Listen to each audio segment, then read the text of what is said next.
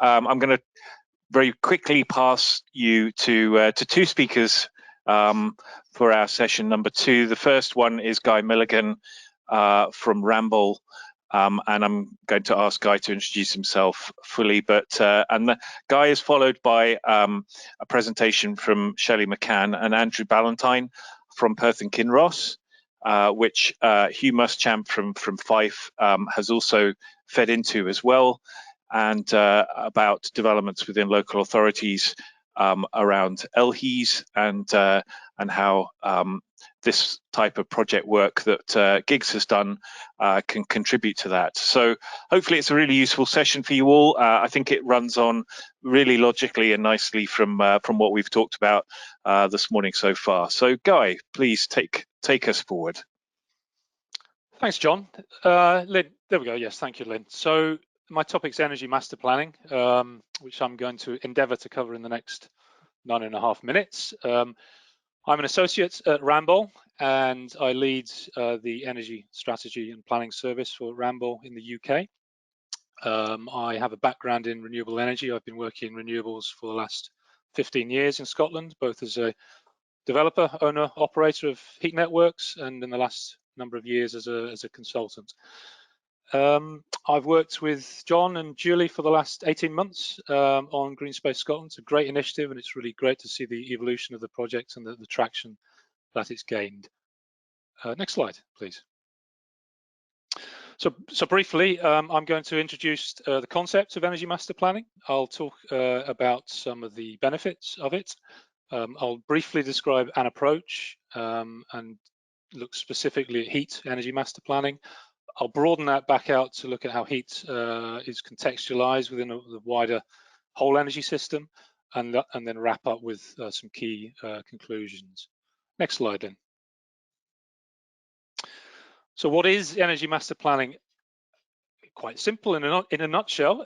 It's taking a geographically defined area and then carrying out an assessment of the energy demand and supply opportunity within that area. So it can work at multiple scales. It can work at national scale. It can work at regional, sub-regional, so local authority level, or it can work at a much smaller settlement scale, or even within the context of new developments. So multiple scale, multiple faceted. It's a structured approach. It's a methodology. There's no single approach. We will describe an approach that we use later on. And it's guided very much by an overarching strategic vision. So that is a separate activity, and that precedes energy master planning. The benefit, which I'll come to in a moment, but I suppose the key output rather of the process is that there are sort of identified opportunities that link to the strategic vision, which enable decision makers to prioritize and progress specific projects. And we've seen some of those in John's presentation. We've got a long history in carrying out this kind of strategic and energy master planning approach for clients, public and private sector. We did a significant piece of work for Scottish Enterprise recently in terms of an approach to energy master planning, which drives the content of this presentation. An example of a local application done fairly recently was with Fife Council, where we looked at Burnt Islands settlement and developed an energy master plan in collaboration with the council. Next slide, please. Benefits. Well, particularly now in the net zero world, it's very helpful in terms of making that transitional plan from our fossil fuel economy to a net zero economy. But it's also more than that. It's also about securing and making sure we have a stable energy supply, so we're not dependent upon imported fuels, as we increasingly are with fossil fuels now. It's also about planning how efficiently we use our energy resources so that we use them sustainably and we have a long-term future for them. It's also about communities, particularly on the heat side. It's about enhancing and developing the opportunities that we have on a local level to benefit local people so that the transition is a just one.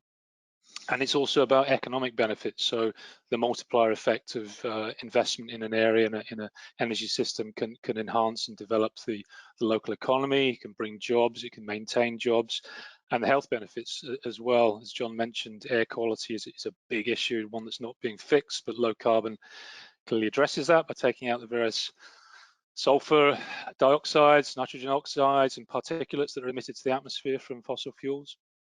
And being able to have a low-cost, affordable energy supply will result in us being healthier. We have a cleaner, healthier environment. Next slide, please. So the strategic vision sits outside of energy master planning. So starting with number 2, firstly, we need to get data. We need to obtain data. That's not as straightforward as it might sound, but we need to understand where's the demand, where is the supply, how is that demand used? Is it an industrial process, or is it for space heating and hot water? You know, what quantity is required? What are the demand profiles? Where is it used? Who owns the assets? How available are they? How usable are they? And then we need to turn those opportunities or that analysis into a set of visual representations, and as well as obviously database analysis. From that, we can start to think about and develop options. So we can look at what energy supply options could be derived from an assessment of those opportunities. Where can we generate energy? How is it supplied to our consumers? How do we transmit it? How do we distribute it locally, including storage, which will inevitably become more important. And we do need to think about whole system. I'll come to that later. From that, we need to drive out, and it will drive out potential projects. And those projects, moving to number 4, we need to appraise. So we need to develop initial conceptual designs for the energy solutions. We need to model them, create models. We may develop very sophisticated digital twins for bigger system-based solutions, and start to model scenarios using those models. Then we get into an economic assessment, essentially a socio-economic assessment. Certainly in the public sector, you know, you will be interested in those air quality benefits, the carbon abatement, health benefits, local employment benefits. They all can and should contribute to the appraisal of the opportunities. And then once moving into the last box, it's more then about a comparative assessment of those opportunities, and start to prioritize and start to take them to stakeholders and have detailed discussions so that they can be moved on as real projects. Next slide, please. A lot of content here. I don't think I've luxury of time of talking about all of this, but an approach in Ramble that we apply depending upon the local opportunity is presented in these slides. So typically we would want to understand the local power grid, local power system, understand where the constraints are, where the opportunities are in terms of electrical solutions for heating, which is one of the clear pathways to decarbonisation. The local DNOs are certainly getting into this in a more meaningful way with their local area energy planning. We need to then look at the thermal analysis. So John spoke earlier on about the thermal maps and mapping the energy densities, start to look at where there are zonal opportunities to focus targeting in specific areas. And then last but not least, we need to understand the building demands, the opportunities for demand reduction. So taking a whole building approach, not just replacing the energy system, but understanding that the energy system that comes in is a suitable one and that all measures have been taken to reduce demand, reduce costs to the consumer of their energy bills. Next slide, please.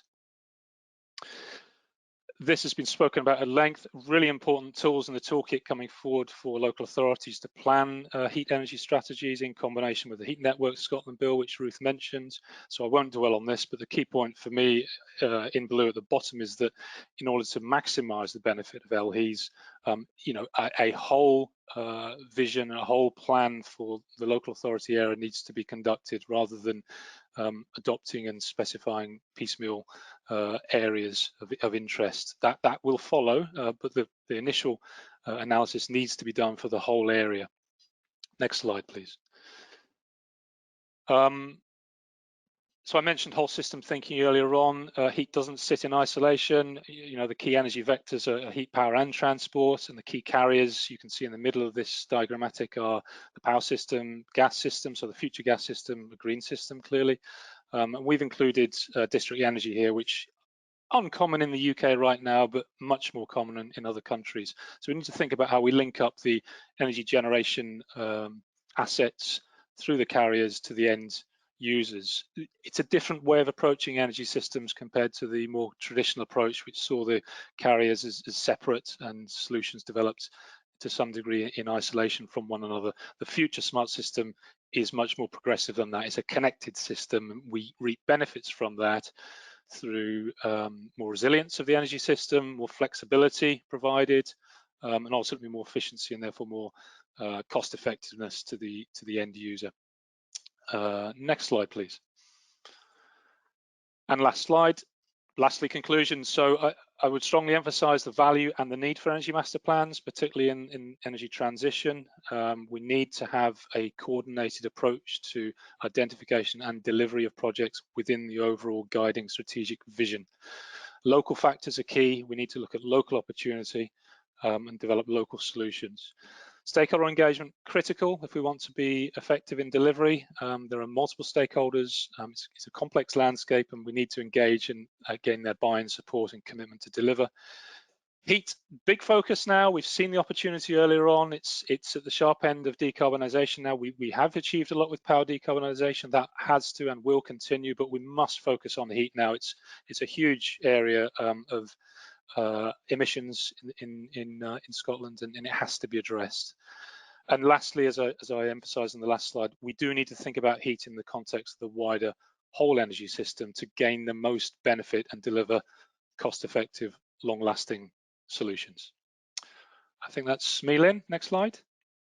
Thank you. Yes, so thank you for listening all. I'll take questions obviously at the end and pass over to Shelley and Andrew in Perth and Kinross Council.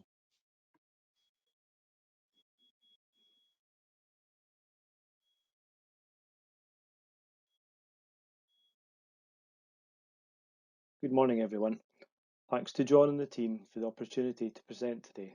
My name is Andrew Ballantyne, a Planning Officer with Perth and Kinross Council, and I will be presenting alongside my colleague Shelley McCann, Strategic Planning and Sustainability Officer. We will be providing a local authority perspective on the Green Heat and Greenspaces project and how we could embed the outputs from this project into our current and future work. I'd like to thank Hugh Muschamp from Fife Council, who has helped with the input for today's presentation. By way of a quick introduction into the content of our presentation, I will firstly give a brief overview of the national and local context and what implications this has for local authorities. I will then highlight some of the work we have been involved in relation to energy and climate change. I will then move on to discuss what the route to net zero 2045 will require from local authorities, and specifically what the data needs will be to deliver on our local and national priorities. Focusing more on the GIGS project, I will touch on how we would expect to embed this project into our local plans and projects. I will then hand over to my colleague Shelley, who will further consider the future direction of travel. This will include a demonstration of the energy mapping work that we have developed as a council to support our current work. Shelley will then conclude with thoughts on some of the lessons learned. This slide outlines the key existing and emerging national plans and strategies in relation to climate change and energy.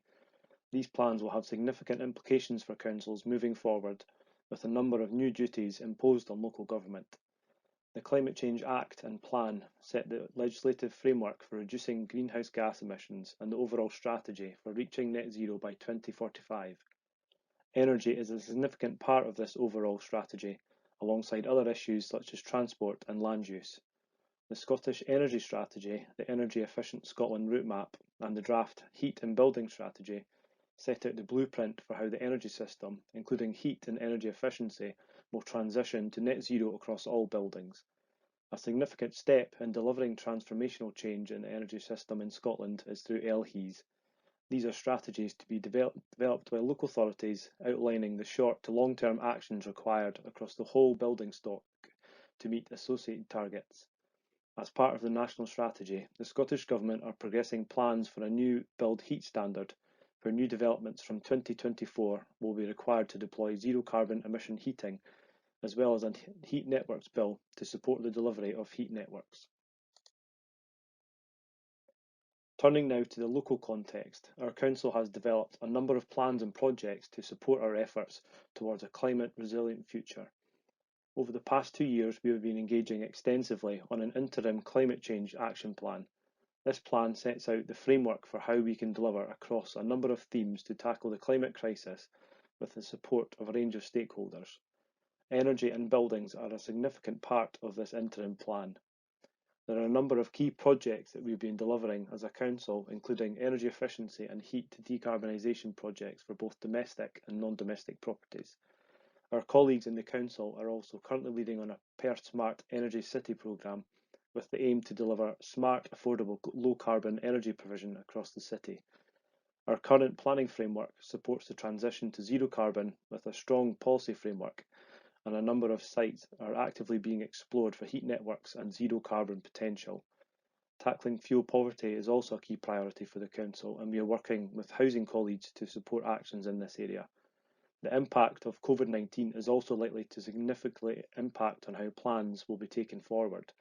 In particular, the economic impact of the pandemic is likely to be severe for local authorities, but there is an opportunity to use the green recovery process as a way to focus on key climate issues. Perth and Kinross Council has a long heritage of working with energy data and associated projects. We were one of 3 heat map pilot councils when the heat map resource was initially being developed. Since then, we have been involved in the ongoing discussion about its role in national and local energy planning. We are also one of the members of the Cross-Council Energy Mapping Group, a group set up with other local authorities, including Fife Council, to share learning on energy issues. As part of this group, we assisted Fife Council and others in developing the methodology for their Burnt Island Master Plan. We were also one of the first Phase 1 LHES pilot authorities and have continued to be engaged in developing LHES methodologies and guidance, alongside Zero Waste Scotland and others. Internally, we have developed our own mapping tools to support district heating analysis and fuel poverty work streams. In terms of the gigs and park power projects, this is seen as a building block of this wider energy planning work. I will now turn to the route map to Net Zero 2045 and what the likely implications are going to be for local authorities. The plan to reach Net Zero 2045 requires a significant shift for local authorities. We can't treat these issues on a business as usual basis. Reflecting on our current situation, we will likely require a review of our governance structures to better align the organisation with the challenges of the future, including climate change and the green recovery. We will also need access to long-term, sustainable and directed funding, as well as a rethink on how and who we engage as part of our journey over the next 20 to 30 years. There are a number of key actions crucial to developing on these national and local priorities, including the availability and efficiency of data. In the context of the GIGS project and energy planning more generally, I will touch on some of the data needs that will require to support stakeholders, including local authorities, in delivering on our shared targets and priorities. We have identified the following data needs to support local authorities and other organisations moving forward. Providing a transparent baseline will provide the foundation for delivering evidence-based policy and monitoring over time. A list of actions and measures which are low or lower regret and which local authorities have influence or control over, for example, energy efficiency and heat decarbonisation. An understanding of the impact, for example, CO2 emissions or reduced fuel poverty relative to the targets being set. Assess impacts and enable co-benefits with other areas of work, for example, with wider climate change work, transport, mobility, and energy system transition. The ability to monitor actions and impact over time. This will ensure that progress or lack of can be measured and reported on at local and national level. Enough clarity to guide existing and future funding and policy needs. This is particularly important to identify any funding or policy gaps which need further support. For example, the national deployment of heat pumps as a low-regret heat solution. And lastly, to create outputs to effectively communicate to stakeholders, including members of the public, businesses and communities. The final slides of the first part of the presentation will focus specifically on the GIGS outputs and data and how it can be used to support the work of local authorities. In terms of our energy planning work, the GIGS data could specifically support the LHES process, so identifying where there are opportunities to deliver low and zero carbon heat and building this into the overall analysis, which will identify specific area-based projects to be delivered through the LHES delivery plan. The data could also support our current district heating analysis work, including our thinking about the forthcoming Heat Networks Bill and planning guidance. Specifically, the GIGS data, which highlights suitability for river and ground source heat pumps, will support efforts when investigating issues such as transition solutions for gas and off-gas grid properties. The GIGS data can also support our efforts when undertaking strategic planning work to tackle fuel poverty, as well as other strategic projects, for example, the Smart Energy City programme. For domestic and non-domestic heat projects being delivered by our housing and energy teams, the GIGS data would be a useful source of information, particularly the analysis around public sector heat demands and proximity to land and open spaces to deliver specific technologies. The GIGS data could also support our local development plan work programme. The outputs of the data could be used as part of our early evidence gathering for our next local development plan. We could use the data at a more localised level to shape our site allocation process, identifying locations for sustainable growth underpinned by sustainable energy solutions. The data could also further support our existing policy framework to deliver low-carbon heat as part of new developments. Looking at key provisions of the new Planning Act, the GIGS data could also support the development of local place plans, particularly where there is interest in community energy planning and developing plans for low-carbon places. In addition to planning, the GIGS data could play a pivotal role in our future open space strategies. The data could provide opportunity to explore issues around additional revenue funding, as well as repurposing underutilised sites. Community initiatives can also benefit greatly from the GIGS and Park Power principles, which we are keen to explore further. I will now hand over to my colleague Shelley McCann, who will talk you through the second part of the presentation. Thank you for listening. Hi everyone, and thanks Andrew. I'll be looking at the future directions for developing the intelligence that we need to inform our transition to net zero and the energy work across the projects and plans that Andrew has mentioned. What we have is a growing appreciation of the need for data to inform evidence-based decision-making and target our zero and low carbon schemes. That's in terms of the energy demand, the supply, the funding we need to deliver them, and also our progress against targets. But we also have a very complex data landscape with gaps at a local, regional, and national level, a range of different data providers, and with that, a range of different data sharing and licensing regimes. What we need is a way to move robust local data into a nationally coordinated data model and the data sharing agreements in a streamlined process to support it. So really the most important point here is that outcomes and what we're being asked to deliver really needs to shape how we're building our data, and it needs to shape the approaches that we use to understand that data. We need to improve the effective use, management, and transparency of public sector data across platforms in line with Scotland's digital strategy objectives to improve service delivery and promote economic growth, support innovation and change through effective use of data, and make that non-personal data about people and businesses in Scotland easier to access and use. No small feat. Data, however, is key to the delivery, and the need to scale up data should be seen as equally important to the need to scale up programs and funding to help us deliver a low-carbon future.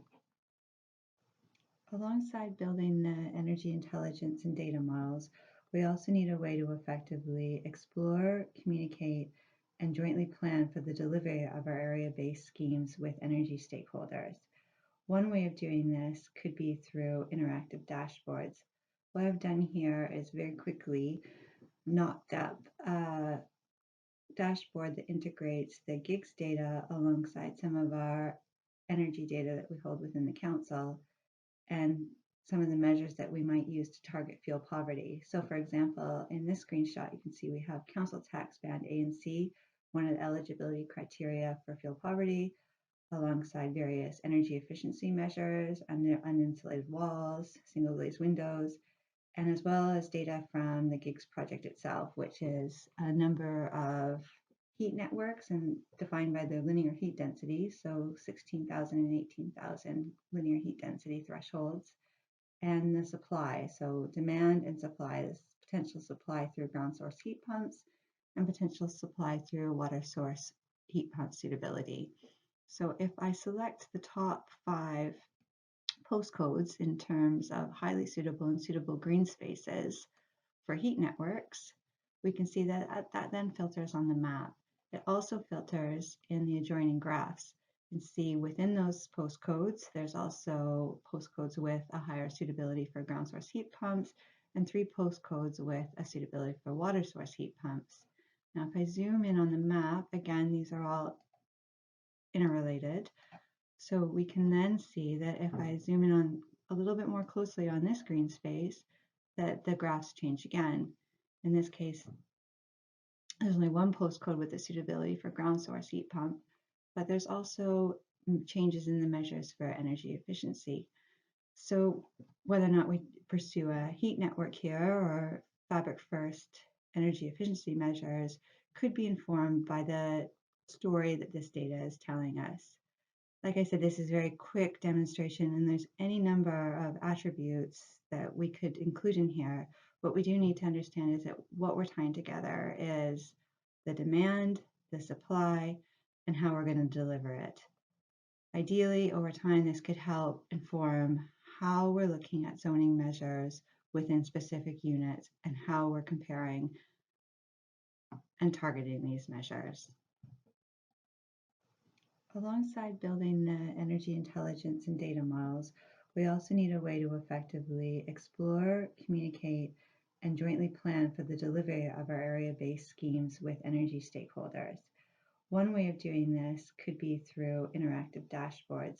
What I've done here is very quickly knocked up a dashboard that integrates the GIGS data alongside some of our energy data that we hold within the council and some of the measures that we might use to target fuel poverty. So for example, in this screenshot, you can see we have council tax band A and C, one of the eligibility criteria for fuel poverty, alongside various energy efficiency measures, uninsulated walls, single glazed windows, and as well as data from the GIGS project itself, which is a number of heat networks and defined by the linear heat density, so 16,000 and 18,000 linear heat density thresholds, and the supply, so demand and supply, this potential supply through ground source heat pumps and potential supply through water source heat pump suitability. So if I select the top 5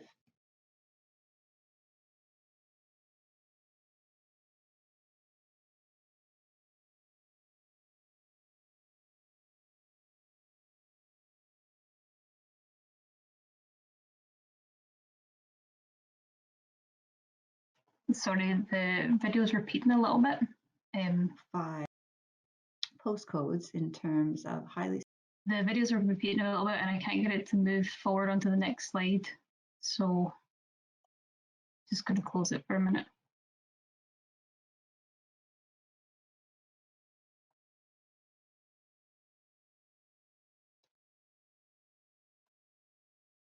Hugh, given that you're with us, is there anything more that you would like to add to that presentation? To put you on the spot, I'm afraid.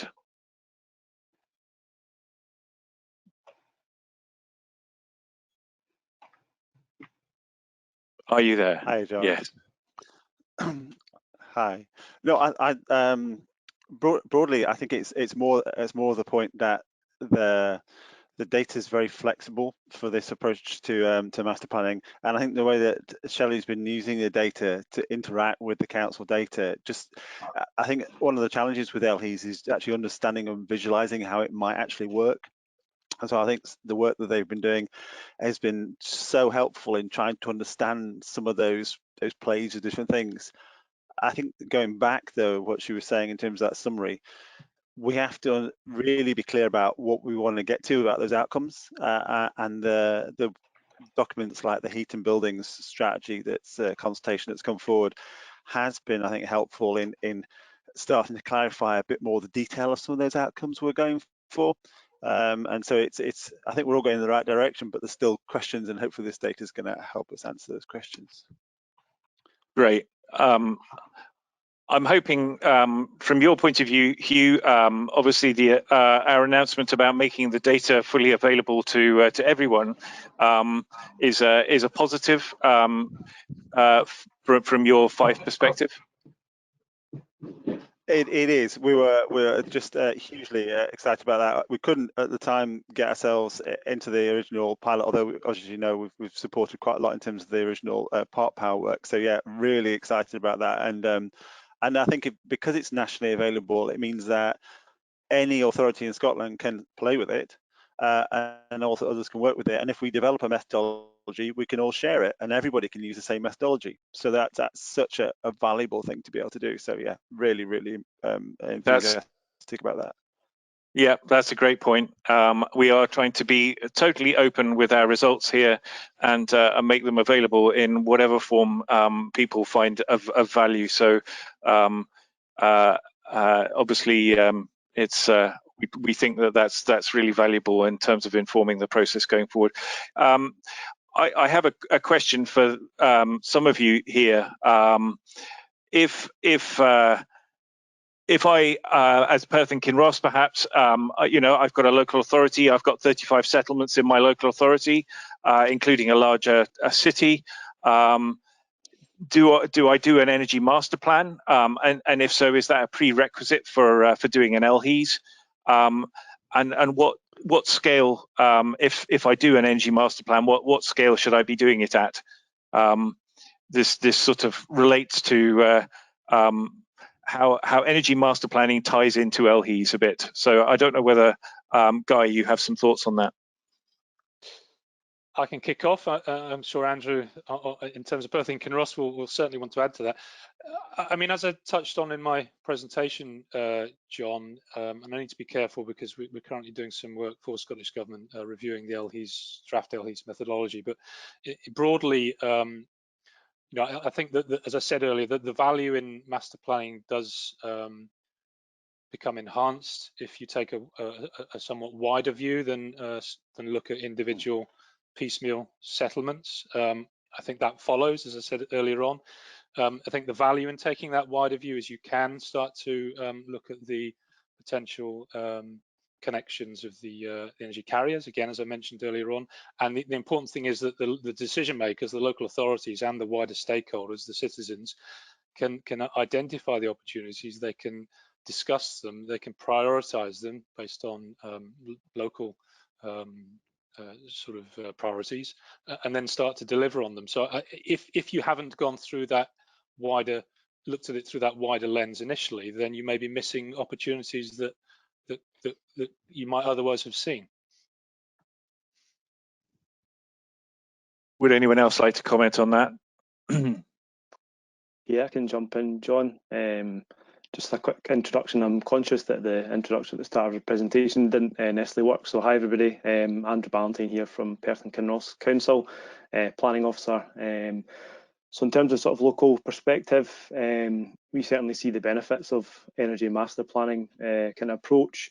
I think historically as a council we've looked at things sort of on a piecemeal basis or project by project. So we certainly, to try and start delivering on some of the ambitions that we've got as a council and national ambitions in terms of the overall targets for buildings, we do need to start upscaling that, and certainly energy master planning process would certainly allow us to do that. We're already kind of doing work around a sort of city scale energy programme for Perth itself at the moment that colleagues are taking forward. So we're certainly looking at that at the moment. But in terms of sort of more rural areas, obviously Perth and Kinross covers a large kind of rural hinterland stretching up to the Cairngorms and the Loch Lomond National Park area to the west. So yeah, how we address some of the rural areas, I think that's something that we'll need to think about in a bit more detail. But certainly I'd like to think that LHES looking at the area as a whole would enable us to do that, whether that's either through specific geographies or whether that's on a sort of 10-year type basis, and you can deliver that through the actual delivery plan itself. Hugh, I don't know. I've got another question from Will at the Improvement Service that you could tack on to the end of this, which is kind of your territory a bit in terms of what are the specific data requirements needed to deliver a sort of strategic master plan like this. So I don't know if you could, in terms of asset registers and building energy demand and the sort of key raw materials, I suppose, to throw into the mix. Yes, so just I suppose a quick note on the previous sort of thing, just in terms of settlement, the scale, and that kind of links back to this. We found that ownership by the community of the idea of the data, so something that is an area that they see it. So the Burnt Island one was a classic because they saw themselves as Burnt Island, and I think that feels like it's very important to the scale of it. When we talk to utilities, so another data requirement, they see things in the electricity grid, see things in where it links to a substation and how it links up in that. So their scale is different in terms of that. So when you're looking at the data for the different things, so from the buildings, from the energy demands, from the physical space and the opportunity that might come from that space, which is some of the things, and then the policy drivers like the fuel poverty or the economic opportunity, those different spatial layers define a bit more about where your data kind of comes from.